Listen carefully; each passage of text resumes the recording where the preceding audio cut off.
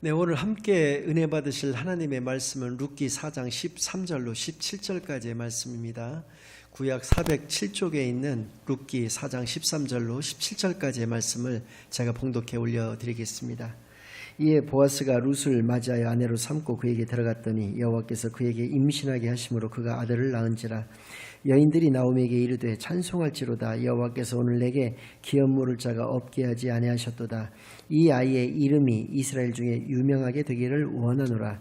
이는 내 생명의 회복자이며 내 노년의 봉양자라.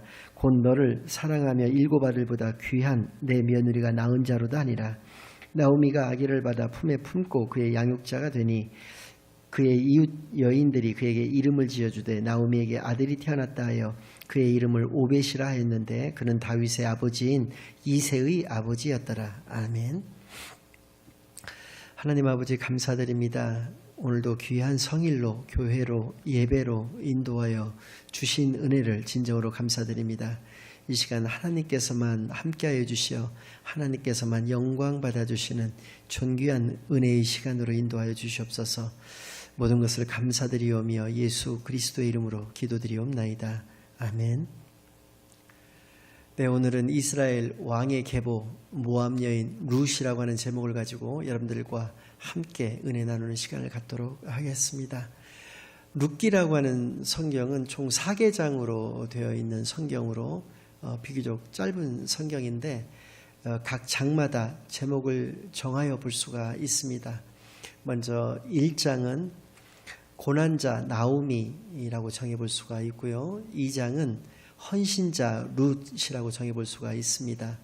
3장은 구속자 보아스에 대해서 잘 소개되어져 있고 4장은 이들 모두가 회복자가 되는 것인데 회복자 나오미, 룻, 보아스 이렇게 제목을 정하여 볼 수가 있습니다.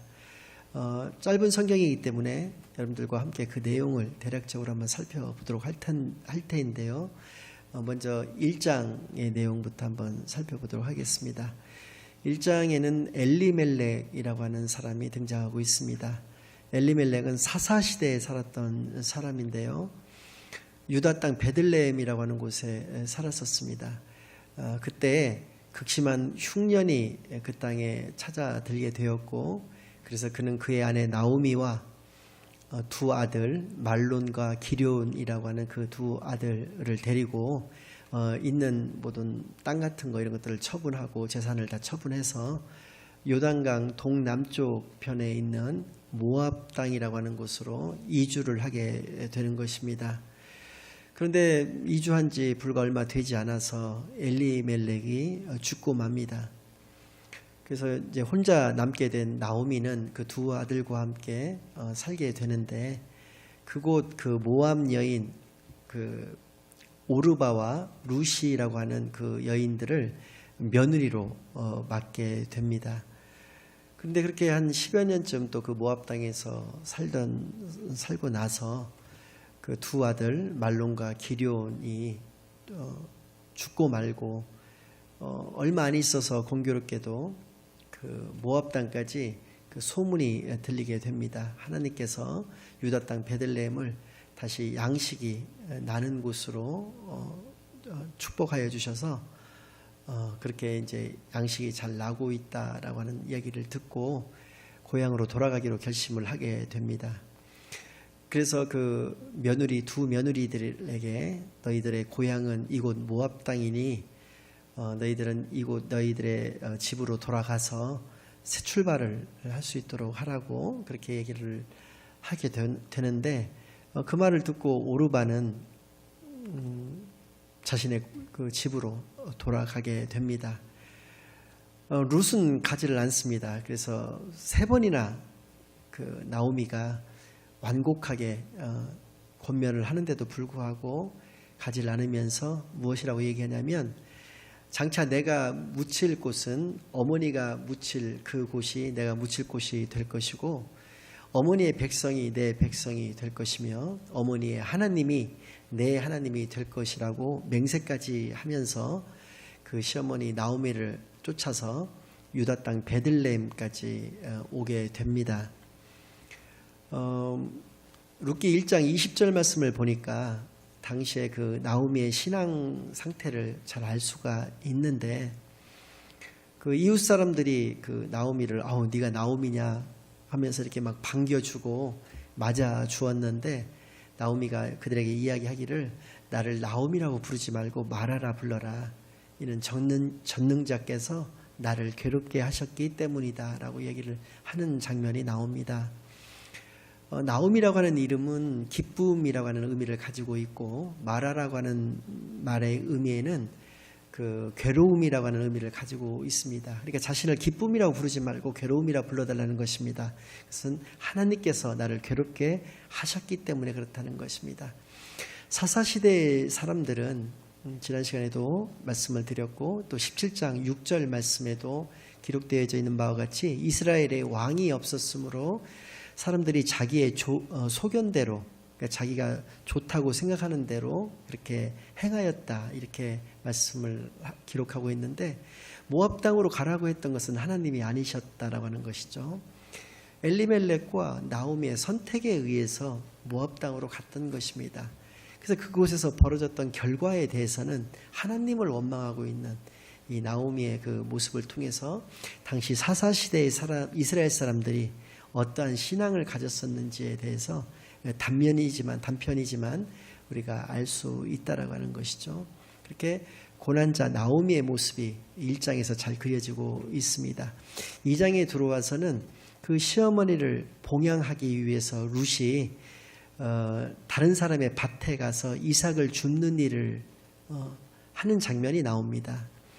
그가 이제 갔던 곳은 그 보아스라고 하는 사람의 밭에 가서 이삭을 줍게 되었는데, 보아스가 이제 처음 보는 여인이 와서 그 이삭을 주우니까 종들에게 묻습니다. 저 여인은 누구냐 이렇게 물어보니까 종들이 대답하기를 저 여인은 그 모압 여인, 그러니까 이방 여인인데 그 시어머니를 따라서 이 유다 땅 베들레헴에 와서 시어머니를 봉양하기 위해서 저렇게 이삭을 줍고 있나이다, 이렇게 보고를 하니까 보아스가 그 룻을 부릅니다.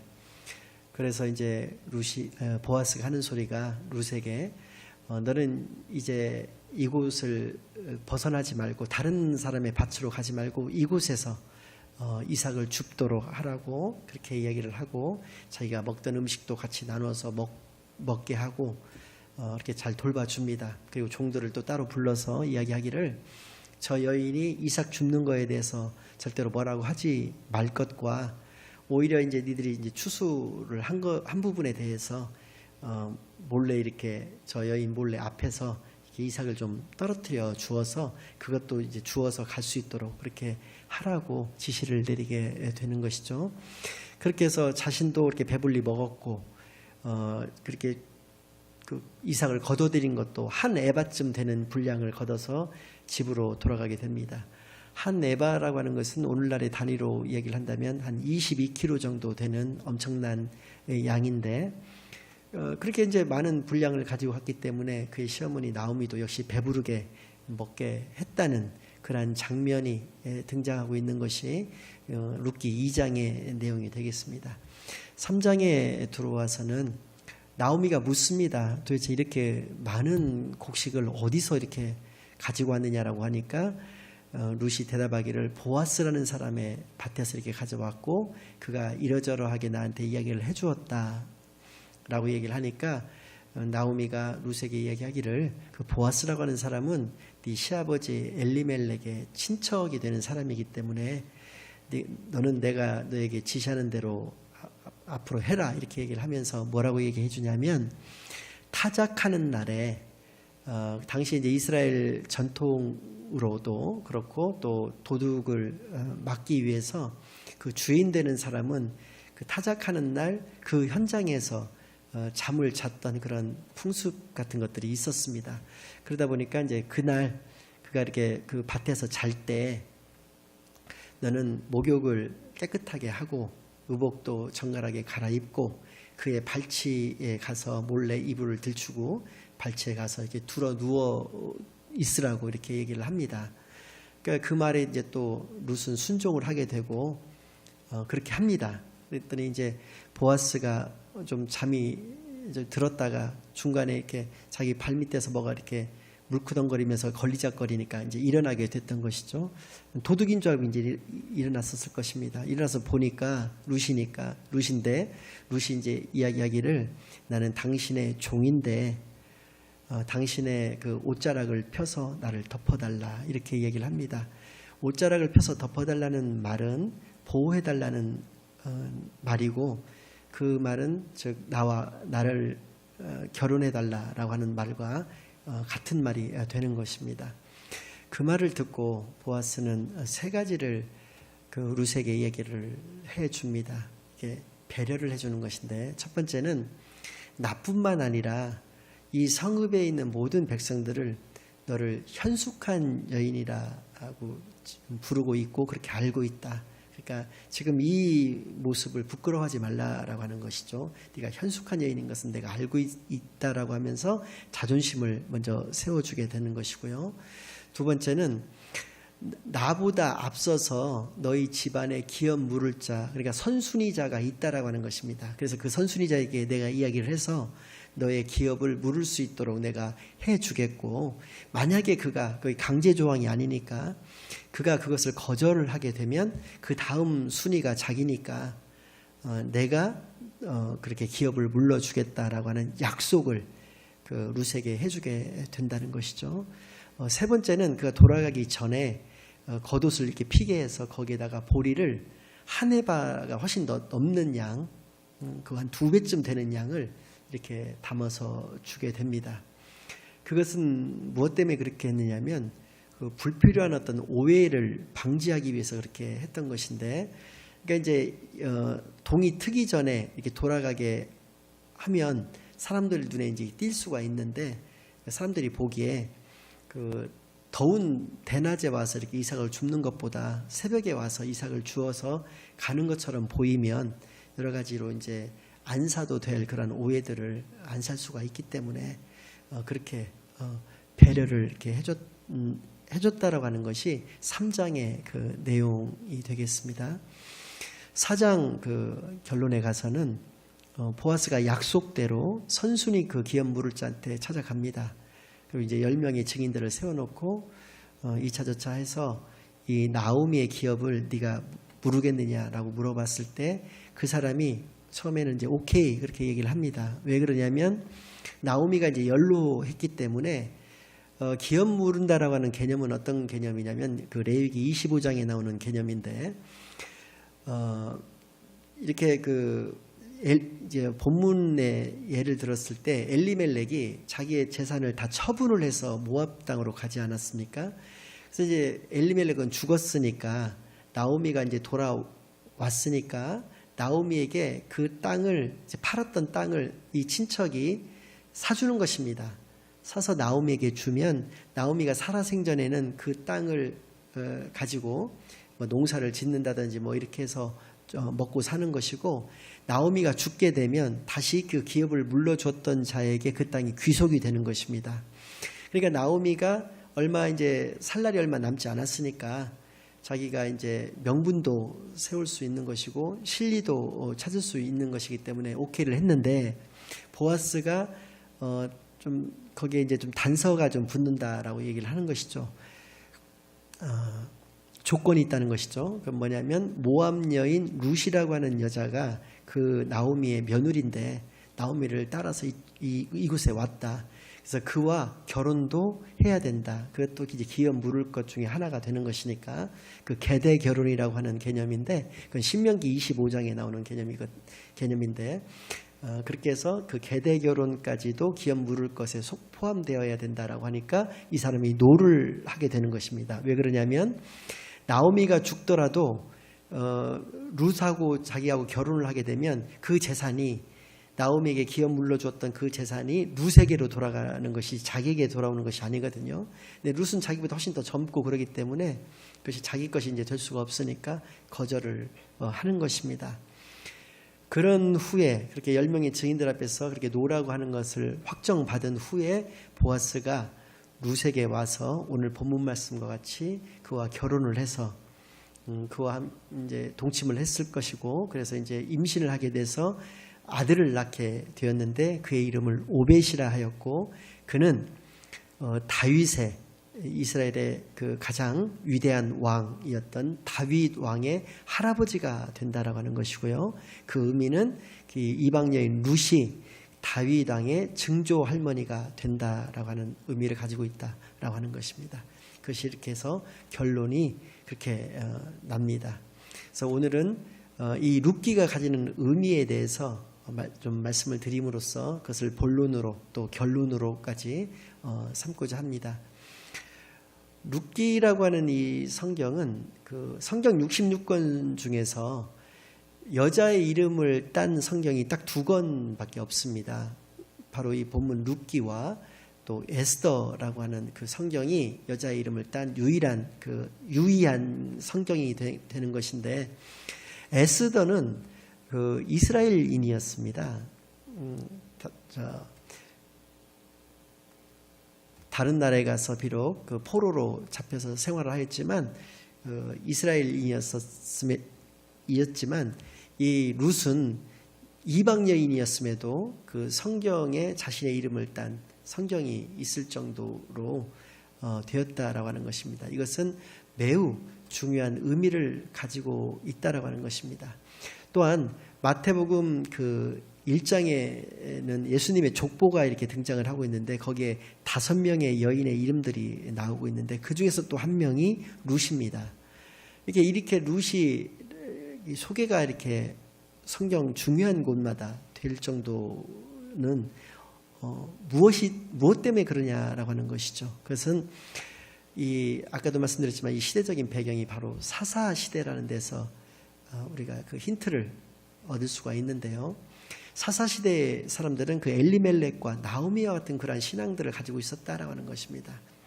전술한 바와 같이 그 사사기 17장 6절의 말씀과 같이 자기의 소견대로 자기의 소견에 옳은 대로 그렇게 행하였다라는 것입니다. 하나님의 뜻을 먼저 찾고 구했던 것이 아니라 자기의 생각과 자기의 뜻대로 이것이 옳다 싶으면 그대로 이렇게 행했다라고 하는 것이죠.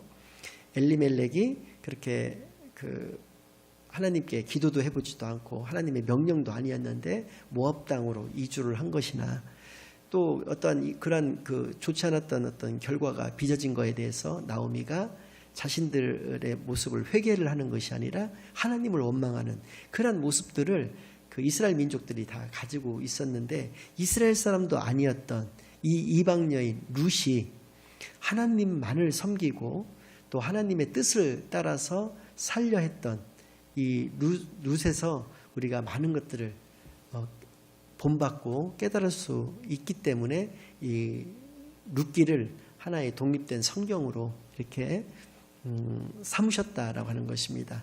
이 말씀은 우리가 전에 살펴본 대로 사사시대이기 때문에 사사기에 이 내용이 편입될 수도 있었다라고 하는 것이고요. 그런데도 편입되지 않았다라고 하는 것이고 이 다음에 나오는 성경은 사무엘상이 등장을 하고 있는데 사무엘상의 주인공은 다윗 왕이거든요. 이 다윗 왕의 증조 할머니가 되는 것이 룻이라고 하는 것을 강조하기 위함도 이 독립시킨 그 이유 중에 하나라고 하는 것입니다. 그렇게 룻기는 중요한 의미를 가지고 있는 성경이고 또 룻은 중요한 의미를 가지고 있는 인물이었다라는 것을 우리가 알 수 있다라고 하는 것입니다. 두 번째는 이 룻기의 이 구조와 내용이 우리 신앙생활의 단계와 너무나 닮아 있다라고 하는 것입니다. 첫 번째는 고난이 등장하고 있다라고 말씀을 드렸습니다. 우리가 고난을 대처하는 우리의 자세는 여러 가지가 있을 수 있는데 세상 사람들이 주로 대처하는 것은 긍정적이고 역동적인 방식보다는 대체적으로 그 상황을 포기를 해버리거나 또 나쁜 어떤 죄악의 유혹에 빠져서 그 길로 가게 되거나 하는 그런 결과들을 가지는 경우가 너무나도 많습니다. 그러나 나오미와 룻이 선택한 것은 무엇이었느냐면 하나님의 품으로 다시 돌아오는 것을 선택했다라고 하는 것입니다. 또 더욱이 그 2장의 내용을 보니까 룻은 헌신의 모습까지 가졌다라고 하는 것입니다. 고난 속에서 그는 시어머니를 봉양하겠다라고 하는 헌신의 모습을 가졌다라고 하는 것입니다. 그것이 하나님을 섬겼고 또 하나님의 뜻이 바로 그것이라고 생각해서 그 뜻을 쫓았고 따랐던 그 룻의 신앙과 그 모습을 잘 알 수 있다라고 하는 것입니다. 이렇듯 우리가 크리스찬이라고 해서 우리 삶에 고난이 없는 것은 아니거든요. 이렇게 고난이 우리에게 닥쳤을 때 이렇게 하나님의 뜻을 쫓아 산 그러한 신앙의 모습을 보시고 하나님께서는 우리를 구원하여 주신다라는 것입니다. 그 보아스의 모습은 하나님의 모습과 즉 예수 그리스도의 모습과 너무나도 닮아 있다라고 하는 것입니다. 예수 그리스도를 예표하고 있다라고 해도 과언이 아닐 정도인데 그런 보아스의 모습을 통해서 우리를 구원해 주시는 그 하나님의 사랑을 우리가 알 수 있다라고 하는 것이죠.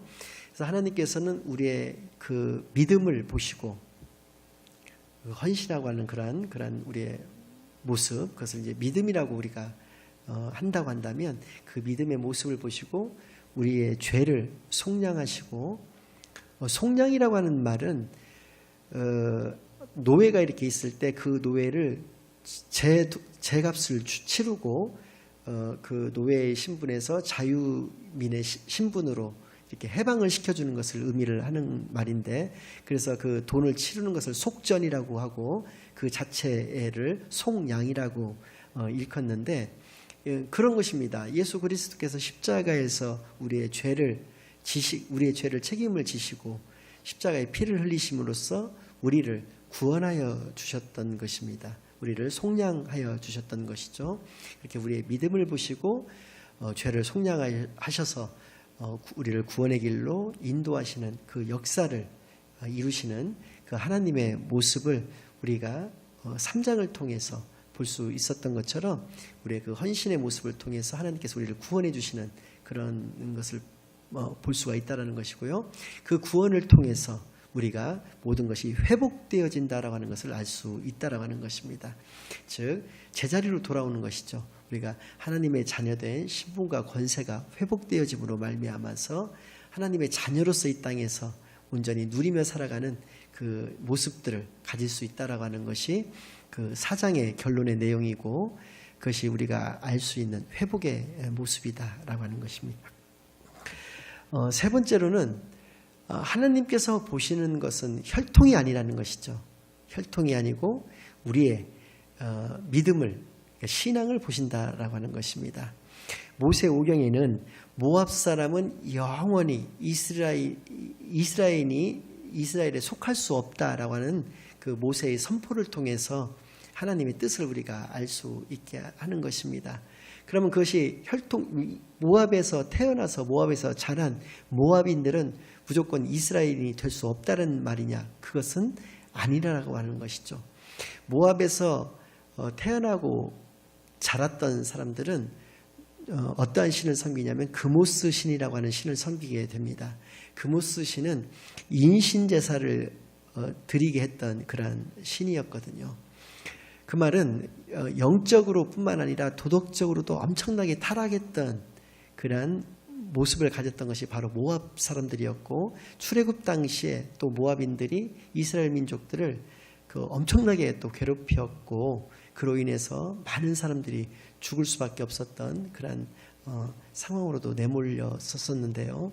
그래서 모세가 그렇게 얘기를 했었는데 그것은 혈통적으로 모압 사람이 이스라엘에 속할 수 없다라고 하는 내용이 아니라 이렇게 룻처럼 당시에 이스라엘 민족 어느 누구보다도 하나님을 섬겼던 그 자세가 올바랐고 하나님의 뜻을 따르는데 주저하지 않았던 이 룻의 신앙의 모습을 통해서 하나님께서는 그를 예수님의 그 족보에 또 이스라엘 왕의 족보에 오르게 하시는 그러한 영광을 허락하여 주셨다라고 하는 것입니다. 우리가 알 수 있는 것은 하나님이 보시는 것은 혈통이 아니라 바로 우리의 신앙을 보신다라고 하는 것을 알 수 있다라고 하는 것입니다. 여기서 우리가 주목해야 될 것은 이 내용이 되겠습니다. 교회는 신앙 공동체라고 말씀을 드렸고 여기서 신앙이라고 하는 것은 나를 사랑하고 내 이웃을 사랑하고 하나님을 사랑할 수 있는 것을 의미한다고 보았을 때, 교회란 이 믿음을 기본으로 해서, 이 믿음을 기초로 해서 하나님을 사랑하기에 하나님의 자녀인 내 자신을 사랑하고 나의 이웃을 사랑하는 법을 가르치고 배우는 곳이 바로 교회다라고 이야기를 해도, 그렇게 교회의 정의를 내린다고 해도 무방하다는 것을 이 룻과 보아스의 모습을 통해서 우리가 잘 알 수 있다라고 하는 것입니다. 이것을 오늘 깊이 깨달아 하시는 시간이 되시기를 바라겠고요. 이 복음의 순례자 교회에 오셔서 여러분들 귀중한 이런 하나님의 말씀을 들으시고, 이 말씀 나의 마음속에 하나님을 사랑하기에 하나님의 자녀된 내 자신을 사랑하고 나의 이웃을 무엇보다도 사랑할 수 있는 것을 부족하지만 하나님의 입술이 되어서 제가 여러분들을 가르칠 때 여러분들은 그것을 잘 배우셔서 그대로 보아스와 같이 룻과 같이 그렇게 살아가시는 존귀한 하나님의 자녀들이 다 되시기를 바라겠습니다. 자, 마지막으로 네 번째는 하나님께서는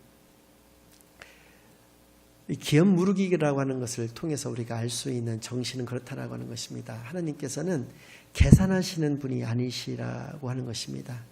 하나님은 무한한 사랑을 우리에게 허락하여 주시는 하나님이시라는 것입니다.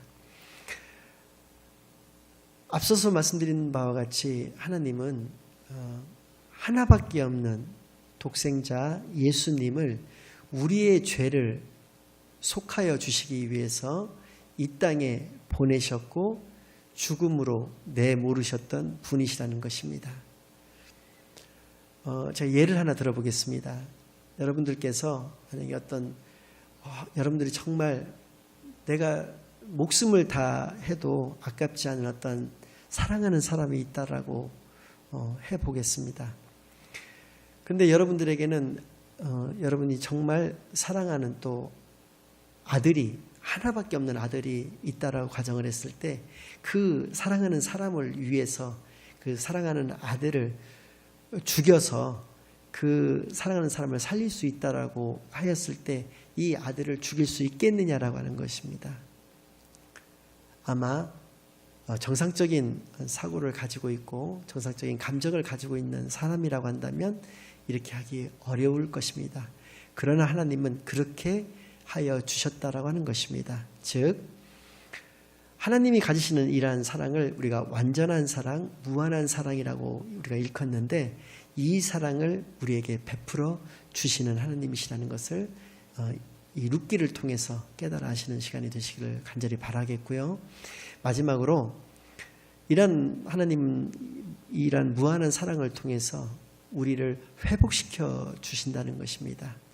우리는 하나님의 자녀된 신분과 권세가 회복됨으로 말미암아 이 땅에서 살아갈 때에도 하나님의 자녀로서 살아갈 수 있도록, 또 죽어서도 천국에서 하나님과 함께 영원히 살아갈 수 있도록 하여 주시는 그러한 사랑을 가지신 하나님이시라는 것을 이 시간 온전히 깨달아 이것을 늘 간직하며 이것을 늘 전하는 그러한 존귀한 하나님의 자녀들이 다 되시기만을 예수 그리스도의 이름으로 간절히 축원합니다.